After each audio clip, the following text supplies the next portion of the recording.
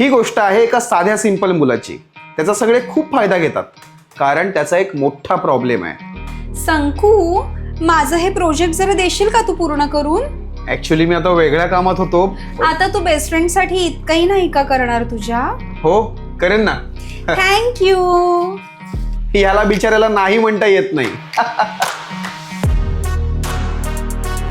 अरे ती बेस्टी आहे माझी आणि बेस्ट फ्रेंड साठी माणूस एवढं तर करूच शकतो ना.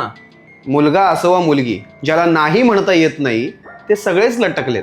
तो तिला बेस्ट फ्रेंड समजत राहतोय आणि ती बेस्टीच्या नावाखाली त्याला काम देतच सुटलीये.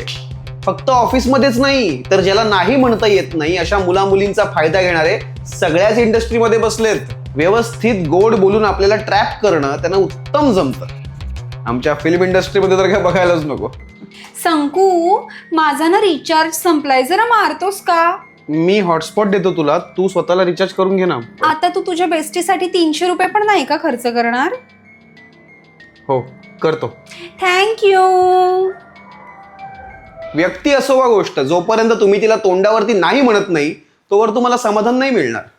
संकू, माझं एक काम करशील? थांब, काहीच बोलू नकोस. ह्या ज्या गोष्टी तू बेस्ट फ्रेंड साठी करतोयस त्या कधीतरी फॅमिलीसाठी कर. डोक्यावर घेऊन नाचतील ते तुला. हे जे आहेत ना बेस्ट फ्रेंड वगैरे किंवा तू माझा खूप चांगला मित्र आहेस, हा सगळा पोरखेळ आहे. योग्य त्या वेळेला आपल्यासाठी धावून येतो तोच आपला खरा मित्र, लक्षात ठेवा. त्यामुळे नाही म्हणायला शिका. सांग ना, करशील? काय आहे काम?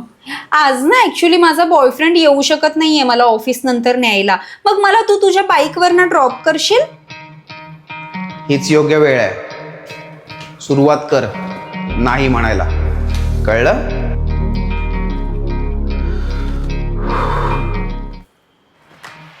नाही.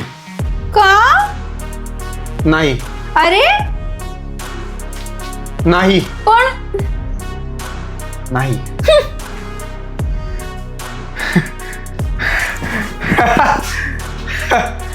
नाही. क्या बात आहे. माझ्या मित्रमैत्रिणींनो, स्वार्थी लोक ओळखायला शिका आणि नाही म्हणायला शिका. सतत सगळ्या गोष्टींना हो हो हो म्हटल्याने किंमत कमी होते आपली. मलाच विचारा. भेटूयात उद्या.